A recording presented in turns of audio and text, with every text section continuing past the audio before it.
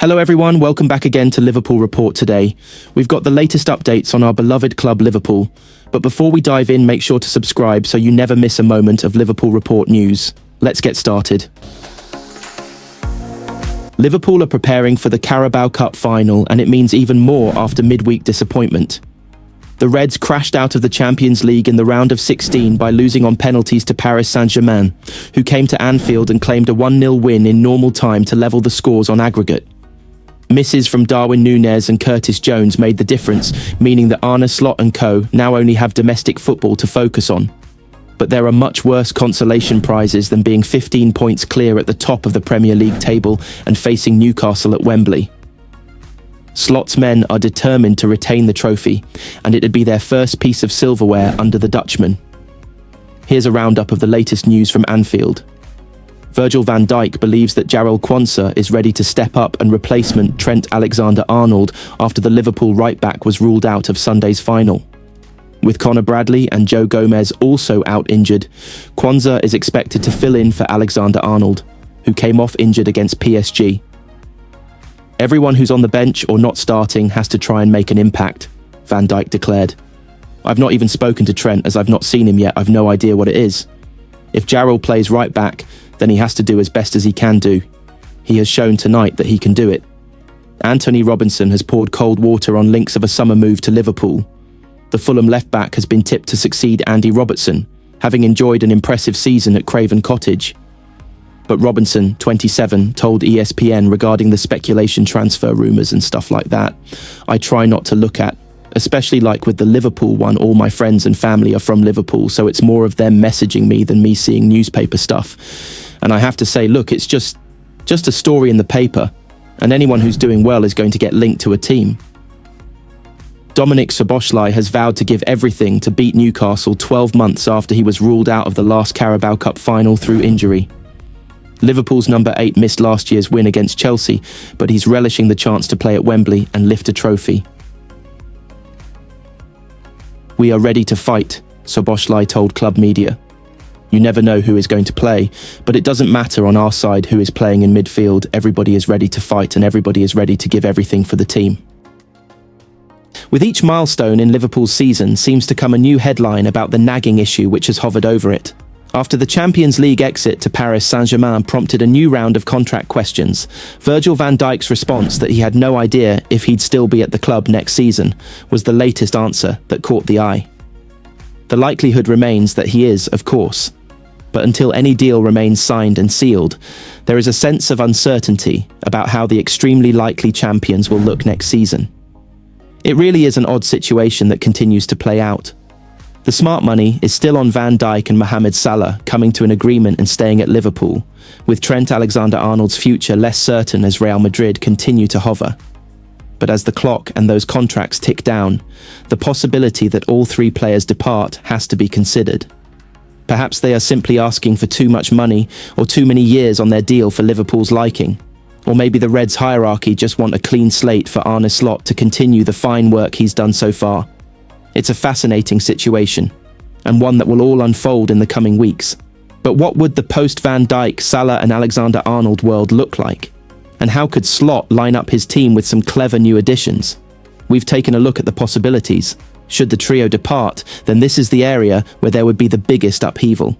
And so that shouldn't be added to by shipping out Alisson and immediately installing Georgi Mamardashvili as the new number 1. At right-back, Conor Bradley can step forward and make starting spot his own, even if the Reds could do with signing some backup for him, while Ibrahima Konate will have to take on the mantle of the senior centre-back in any absence of Van Dijk.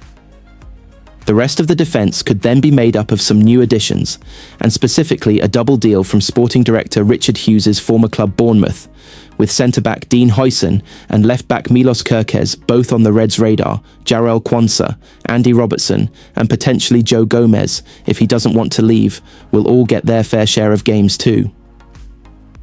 The 2023 summer transfer window has to go down as one of Liverpool's best ever, with the complete midfield revamp they achieved now bearing fruit in terms of a likely Premier League title. Ryan Gravenberch, Alexis McAllister and Dominik Szoboszlai have all been vital to the Reds' efforts this season, and all of them deserve to keep their starting spots in the team for the next campaign. Curtis Jones and Harveyelliott will feature regularly too, and there's probably room for one more attacking midfielder given that goals will be lost from elsewhere. Wataru Endo could also stay, should he wish. How do you replace Salah? Well, in truth, you can't. Liverpool won't be able to bring in a right-sided, left-footed attacker of the Egyptian's quality who will hit the ground running, and so perhaps a compromise could be struck with a different approach. Luis Diaz hasn't often been seen on the right for Liverpool, simply because Salah is always there, but that could be an option for Slot, as he looks to go in a different direction, with Ben Doak available in reserve after his fine loan at Middlesbrough. Federicochiesa appears destined to depart.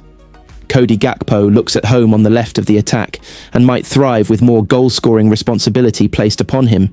And then comes the big move at centre-forward, where a mega-money deal for Alexander Isak could completely change Liverpool's dimensions as the number 9 becomes the main goal-scorer. Time looks up for Darwin Nunez at Anfield, while Diogo Jota is still hampered with injuries, and so a big play in the market at number 9 seems necessary, whatever happens with Salah. And right now, there are few bigger moves than one for the Swede who could easily carry Salah's goal-scoring burden. Arneslot insists the contract drama around Virgil van Dijk and co is not impacting his planning for next season. But the Liverpool boss also remains in the dark about their futures. Van Dijk, Mo Salah and Trent Alexander-Arnold are all out of contract at the end of the current campaign. Dutch defender Van Dijk said again this week that he has no update on his own contract talks as the saga rumbles on with just over 2 months of the season to go. Slot said, "I don't know what's happening next season as well in terms of results, but that is not what you mean. The only thing I know is that I want Virgil to be here next season." When asked if it impacts next season's planning, Slot added, "Interesting way of asking things, no it doesn't." Liverpool face Newcastle on Sunday in the Carabao Cup final at Wembley, as Slot looks to secure his first trophy as Reds boss. The Premier League title is also on the way in May, but they will be without Trent Alexander-Arnold for Sunday's final. Jarell Quansah could step in at right back after he came on to replace Alexander-Arnold against PSG on Tuesday. The defender has been called up by Thomas Tuchel for his first England squad this month. Slot believes hooking Quansah at half-time of his first game back in August against Ipswich has helped the defender improve. He said, "If being substituted at half-time is a setback, then almost every player has more than a few setbacks during his career. It was more that people were a bit like, ooh, about what I said after the game, in that they were not used to a manager, or me being so clear about what I saw and what I did. In the end, that probably went to a situation where he got criticised more than was normal for a player who was taken off at half-time. It is so good to see he managed his way back into it. Now, already before the winter break, he already had a few good moments as well, and every time we now need him, he does really well. Mentality-wise, it might have been a big moment for him, that Ipswich game, because now he has experienced that people were not only positive about him like last season, although he made 1 or 2 mistakes then as well. He also knows now he can fight his way back if people are, all of a sudden, not positive anymore. That is something every player should experience at the start of his career, because a football career is never always going up.